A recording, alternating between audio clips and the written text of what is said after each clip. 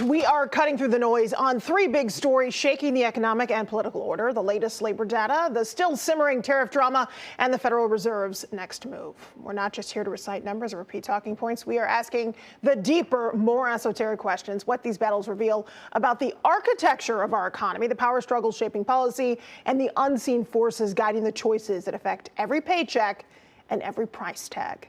Joining me now is Dr. Michael Greiner, an economist and attorney out of Oakland University. Thank you so much for being with us once again. It's great to be here. Thanks for having me.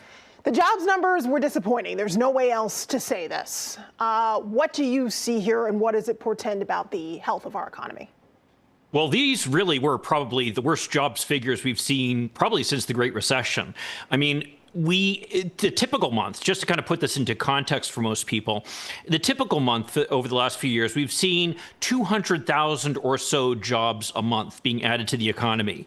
The estimates that we had, because typically what will happen is economists will look at other sources of data and try to make estimates of what we can expect. And the estimates ahead of time ranged from somewhere between a low of 60,000 jobs being added to about 110,000 jobs. So we thought this was going to be a low month anyway, just based upon the data that was coming in. And then we get the report that says that only 22,000 jobs were added. What's more is it showed that actually when we revise the figures, and I think it's important to note, revising the figures doesn't mean that suddenly they're changing the figures for one reason or another. It just means additional data has come in. You know, as more surveys come in, they're able to update the data. And as more surveys came in to update the data, it showed that in June, we actually lost jobs. We actually lost about 13,000 jobs. And that's the first time that the U.S. economy has lost jobs, I believe, since the Great Recession. So we're talking a historically bad employment report here. And it really, frankly, raises real concerns for just about anybody who's watching the economy. Yeah, and specifically the jobless rate now stands at 4.3%, which is in fact the worst since about 2020, 2021.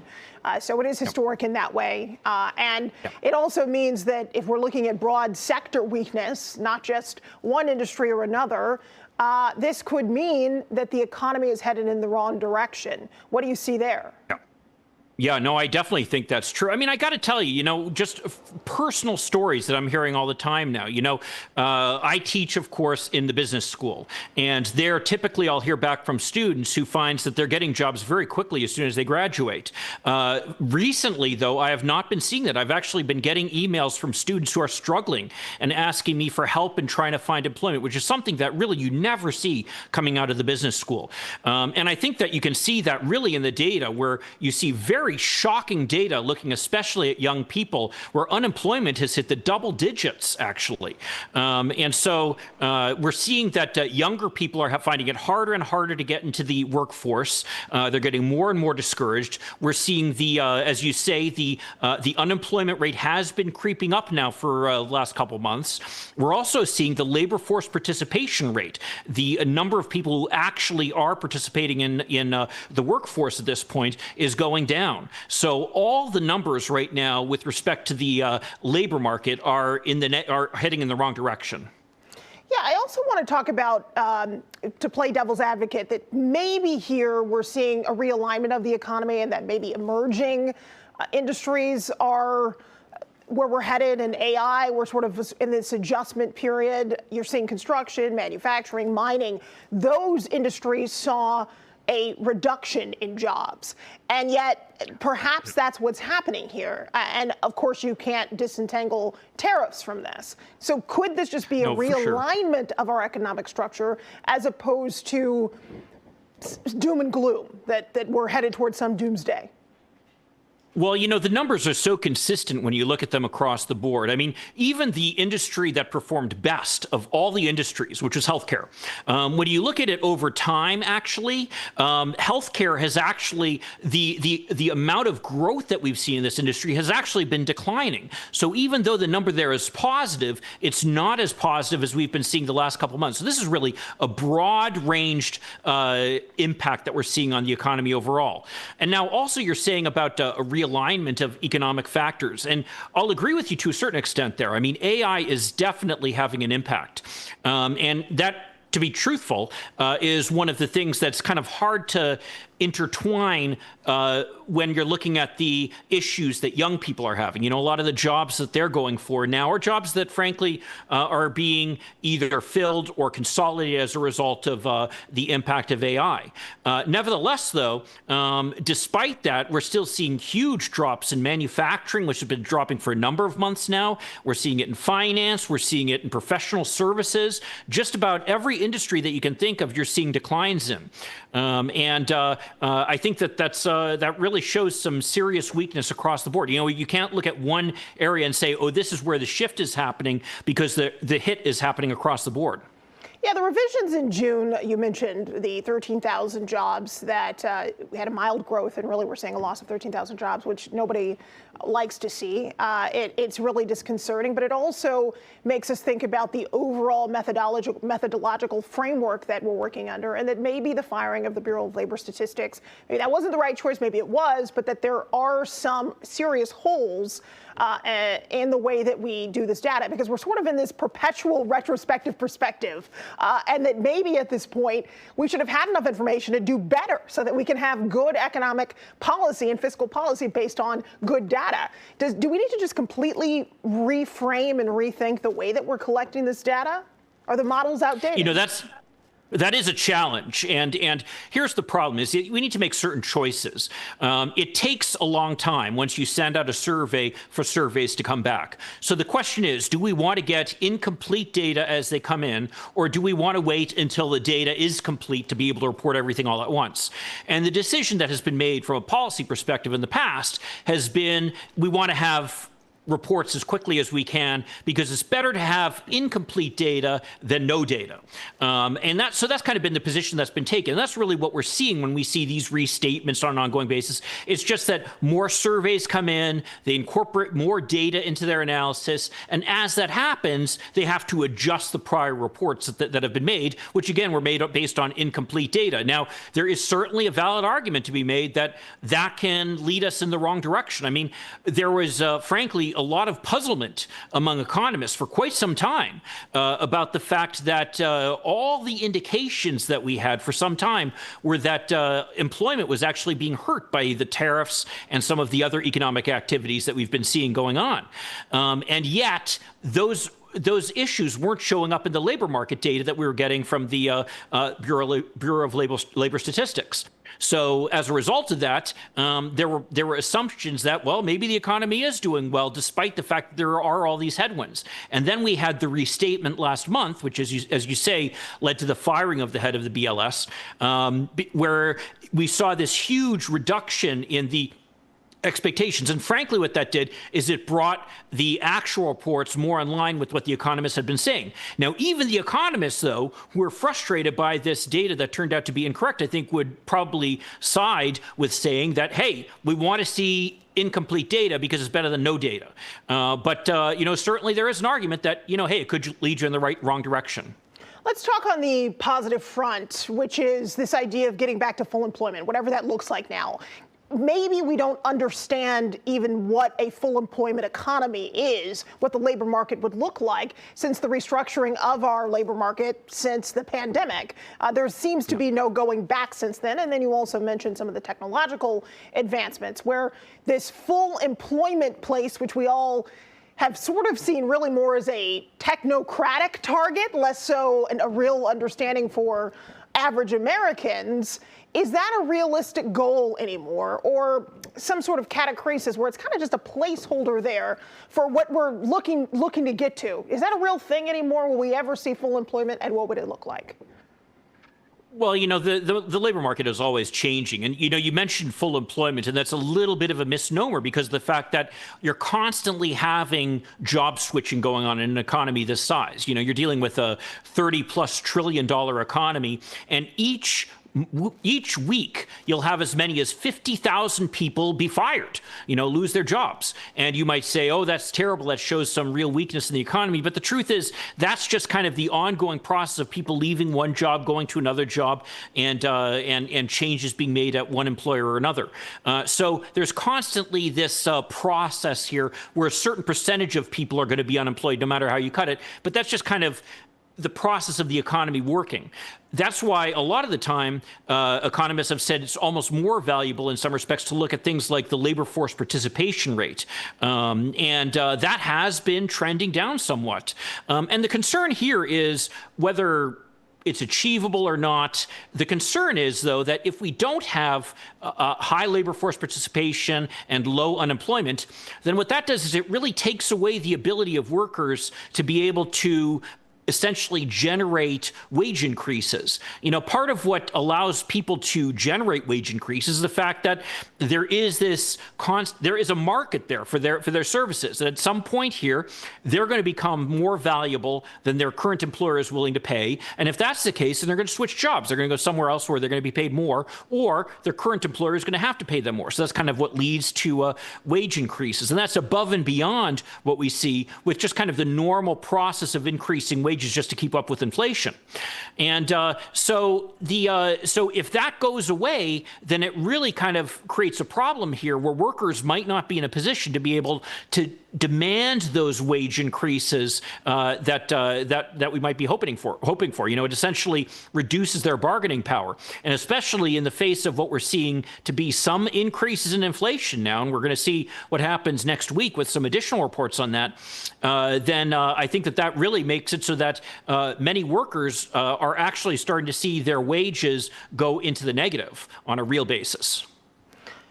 We have to transition to tariffs and talk about the IEEPA and the lower federal court ruling. The Supreme Court now will take up this matter, and there are estimates that the Supreme Court could compel the government to return some estimated $55 billion to $85 billion in tariffs that have been collected. How that would happen, who knows? And even if it would happen, I don't know how you would even begin to do something like that. That is a massive undertaking. First of all, do you think the Supreme Court will uphold the lower court ruling?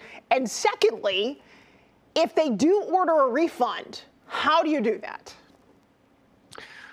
Okay, two good questions. Let me start with the first one, and I can tell I'm going to put on my lawyer hat here for a second. I can tell you that from the moments that these tariffs were first imposed, just about all lawyers I've talked to who deal with this type of issue have felt that these tariffs were unlawful. The basis that the president is citing for these tariffs, and you have to remember, the Constitution is clear. The Constitution is clear about the fact that only Congress can impose a tax. And setting aside the rhetoric here and the various claims that have been made, tariffs are taxes. So you would say right off the bat, okay, only Congress can impose a tariff then because it's a tax. Well, what's more is a lot of these tariffs that are being adjusted essentially and changed were based on agreements on different treaties that the United States had entered into with other countries. Treaties, again, that had been approved by the Senate and approved by the president, just the same way that any other treaty is. So you might ask yourself, how can a president then just kind of step out and suddenly unilaterally impose these tariffs? Well, as it turns out, all of these laws have kind of an escape hatch. And the concern is this, is that say that we have an agreement with some countries and suddenly one country will impose, will start doing what we call dumping, which is essentially selling goods in the United States for less than the cost it makes, for less than it costs to make them. If they start doing that, then essentially what they're trying to do is they're trying to destroy the US-based industry so that then they can come in, take it over, and essentially raise prices afterwards. You know, it's a kind of a monopolistic type practice, except it's being done on a national scale. And that has been done in the past. So Congress wanted to make sure that there's always an escape hatch, that the president is able to say, look, this is an emergency situation, and based upon that, we're going to say that we're going to increase tariffs on this country. So that's kind of this narrow escape hatch that's always been provided. Now, the president has claimed that he's dealing with an emergency here, and that's the reason that he's imposing these tariffs. But at the same time, he claims and he claims this repeatedly, that the economy is doing very well. So it makes you wonder, which is it? Is it an emergency, or is the economy doing well? And again, this has kind of been narrowly tailored. And that's why both lower courts that have considered this have said that the tariffs are unlawful. I mean, we have to remember, the Court of Appeals that recently said it is the second court that decided that these tariffs were unlawful. So this is not some narrow reading by one specific court. The question is then, this is being appealed to the U.S. Supreme Court. And the question is, will the Supreme Court say that the administration has to turn around on this? Well, the problem there is all bets are off. You know, we've seen some decisions come down from the Supreme Court that, quite frankly, have been head scratchers, that haven't really followed what we would have expected based upon the established precedent. Now, of course, the Supreme Court can do this. They're the highest court in the land, so they have the rights to essentially rewrite the law if they want to. And they have done that in a number of cases over the past couple of years. Would they do that in this case? I don't know. Are they willing to kind of create this exception that will allow essentially tax based upon what he wants to do without the authority from Congress? I don't know.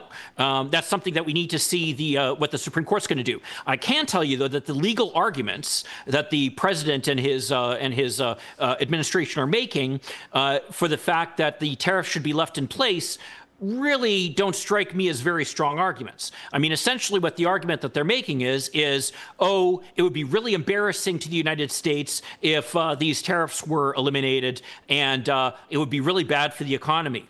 Well, I got to tell you, those aren't typical arguments that you see lawyers making in court.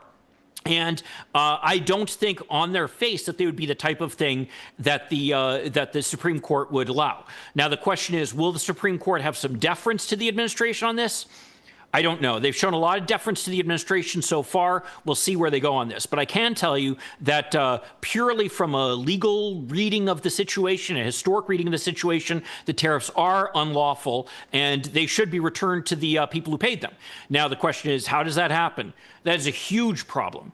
And that's part of what the administration is pointing to in their legal arguments. I can tell you one thing that the courts may do, and they have done things like this in the past. They've essentially said, look, we're not operating in a theoretical environment here. We're operating in the real world. We have to understand that although these tariffs were unlawful at the time that they were imposed, we can't turn the clock back. So we're just going to say from this day forward that the tariffs are no longer valid, and we're going to stop them at this point.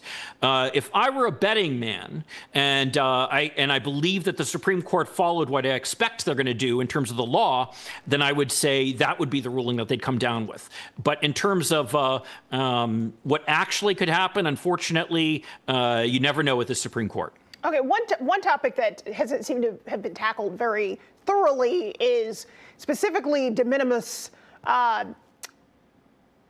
trade, where under about $800, anything was able to enter into the country without a tariff. And this has very significant microeconomic impacts for how our economy flows, and certainly a symbolic disruption of threshold access for small business. And this is a small business country where you can import something and not have to deal with these tariffs. And, you know, I wonder if there is also that element of, you know, really hitting small companies. I mean, we've been talking about larger corporations that are dealing with this, but a lot of small businesses are hurt because of some of these norms, namely disrupting the de minimis norms that we have set in place in this country. And those are now gone. What do you think about that? They are, yeah, for sure. And it creates all kinds of, paperwork issues. You know, we've actually seen some countries that have chosen that they're no longer going to essentially ship packages to the United States because of the fact that they don't want to figure out how to deal with this. They don't know how to deal with this. You know, the reason that the de minimis exception exists is because of the fact that it is such a paperwork hassle. You know, how do you figure out for all these tiny little things, for every single one, what the tariff is going to be that's imposed? And you're talking about millions of packages every month. So within that context, the government typically, and again, this has been going on for more than 50 years now, has taken the position it's just not enough money. It's not enough money to worry about. So what we're going to worry about is where the big money is. We're going to not worry about all these little packages. We'll just let them come in, and it's just, it saves everybody a whole lot of time. And that's part of the reason that this has happened. So I think beyond the cost impact that there is, there's also a shipping impact where shipping is going to take longer. It's going to be more complex. There are going to be all sorts of workarounds that people are going to try to use. And as those happen, then you're going to see the government trying to address them. Like people are going to say, oh, we're sending for gifts. Well, how do you know that something's a gift and not a sale? You know, then you're going to have to try to associate the specific package with a specific sale. It becomes an absolute paperwork nightmare, a logistical nightmare. And interestingly enough, one of the industries that we saw, one of the very few industries that we saw an increase of employment in was the shipping industry. And I'm wondering if that has anything to do with the fact that suddenly this de minimis exemption has been eliminated, and suddenly all these shippers are trying to figure out how to deal with this new burden that they have to deal with. Yeah, there are some legal arguments, though, that the Trump administration can hang its hat on, specifically statutes that are already extant under the IEEPA that allow for unfair retaliatory tariffs. And so virtually every tariff deal that the Trump administration has made could be justified on that basis. And also national security issues, not just the question of whether this is an emergency and we have to reestablish trade norms. So the Trump administration has some legal standing here, and they could win out. If they do, what happens with the tariff policy? Well, if they end up winning, then you're going to see the tariffs continue. And frankly, you know, I would not be surprised if we start to see even more tariffs, you know, because part of what we're also seeing here is the administration has been bragging about the fact that the tariffs have been bringing in all kinds of revenue. Now, that shouldn't be a surprise to anybody because, as I said earlier, the tariffs are a tax. So should we be excited every time and surprised every time a new tax brings in additional revenue to the government? I don't think that really seems like something that should be particularly surprising. But given the fact that the federal government is dealing with larger and larger deficits, and especially with the higher interest rates that they're dealing with, higher and higher interest payments on the debt that we've already got, this is becoming a source of revenue now that the federal government is relying on. And I wouldn't be surprised if we start to see this administration relying more and more heavily on the income that they're receiving from the tariffs as a way for them to essentially balance the books. Yeah, let's talk about the Federal Reserve as well. It's been very chop and change, obviously, with the conversations about a particular Fed governor who allegedly may have engaged in some misfeasance or malfeasance regarding a previous mortgage and improper handling in that arena. And now, of course, the president has been very, very open. Not that he's the only president in history who said this is when the Fed should lower rates or take a dovish or hawkish position. That's not new. But soon, Jerome Powell is going to be stepping down. And so there's going to be a lot of conversation about who replaces him. What kind of Fed chair should we have to ensure sound fiscal policy in this country? Well, you know, the ideal situation is we'd like to see someone who's independent. And my concern is that's not the type of person that this administration is interested in appointing. You know, we've seen right now with Stephen Moran, who's the latest appointee, essentially to fill a temporary opening that there is on the Fed, that he said that he isn't even going to resign his position in the government, that he's essentially going to take a leave of absence from his position in the administration to go serve on the Federal Reserve Board. Now, the concern there is it makes you wonder, you know, how can somebody like that be truly independent? You know, independence is something that we rely on. You know, the Fed, unfortunately, has to make some very, very tough tough and unpleasant calls at times. Great example of that, of course, would be what happened during the late 1970s, early 1980s, when the Federal Reserve had to tame inflation, very, very high inflation back then.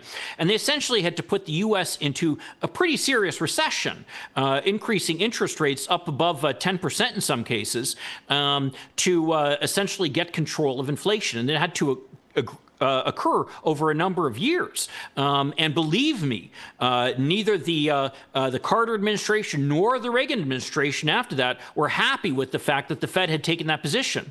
But the fact is that there was this institutional recognition of the fact that the Fed should be independent. And the fact that it was independent allowed them to take this action without fear of repercussion.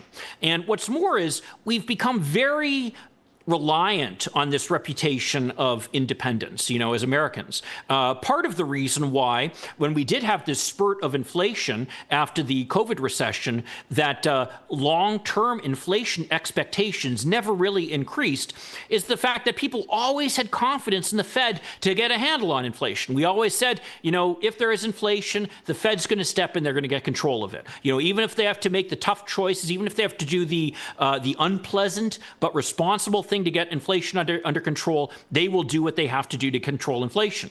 And if they lose that reputation, then suddenly people's long-term inflation expectations start to go up. And that's where you start to see long-term inflation and a big problem. And you're actually starting to see evidence of that actually in the bond markets, where short-term interest rates right now are demonstrating the evidence for the fact that they expect that they're going to be going down in the short run. In the long run, you're actually seeing interest rates going up.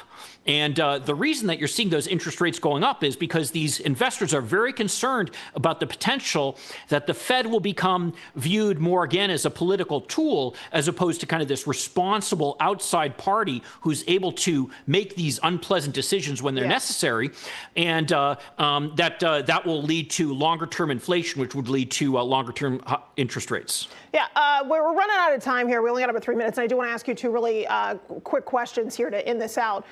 The first is, look, the legitimacy of the Fed has been debated for a very long time, and that it may be an extra constitutional entity that has its own sovereignty for whatever reason, and it derives its dual mandate specifically from a congressional authority and not from any specific clause in the Constitution. And we sort of allow that because of what you alluded to, this idea that the Fed is truly independent, and questions about its independence have continued to arise.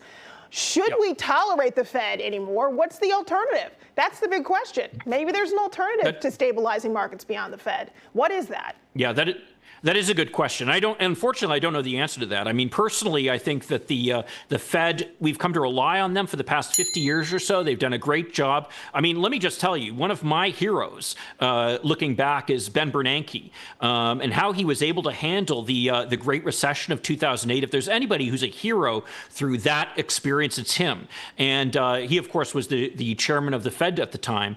And they were so aggressive in addressing the situation. That was because he was familiar with what had happened in the Great Depression, and he wanted to avoid that circumstance. We forget how close we came to another Great Depression back then. So I think that at this point, there aren't a lot of good alternatives for that. There has been some talk about perhaps some type of coin, Bitcoin or something like that could take over. But I think we're a long way from there at this point. Yeah, so I always go back to Article 1, Section 8, and it's the same sort of logic that people are using to say that what the Trump administration is doing on the tariff front is unconstitutional because the power of the purse is vested with Congress, and that is sacrosanct. And yet, at the same time, the Congress has basically given maybe the most important part of our fiscal policy, determining it, to an outside agency. And for that reason, by ceding the power, there are some parallels here between these two issues happening. Congress has already given that power away.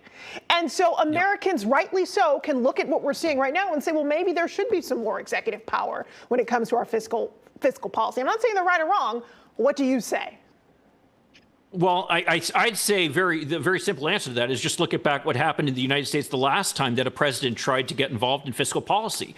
And that was back in the 1970s when Richard Nixon essentially pressured the Fed to lower interest rates to essentially help his reelection campaign. That is essentially the action that led to the high inflation that we had throughout the late 1970s that ultimately led to a terrible recession, which many people here in Michigan remember back in the early 1980s to get control of that inflation. So, and we've seen it even more recently, places like Zimbabwe, places like Argentina, in so many places where we've seen this type of action go on. Here in the United States, we prided ourselves on the fact that we're not part of that. And yet here we seem to be going down that path. All right, Dr. Michael Greiner, thank you so much for giving us some insight per usual. I'm going to have to leave it there. I hope you have a great rest of your Sunday. And we look forward to seeing you back here next Sunday at 4:30. Till then, have a great rest of your evening. Bye-bye.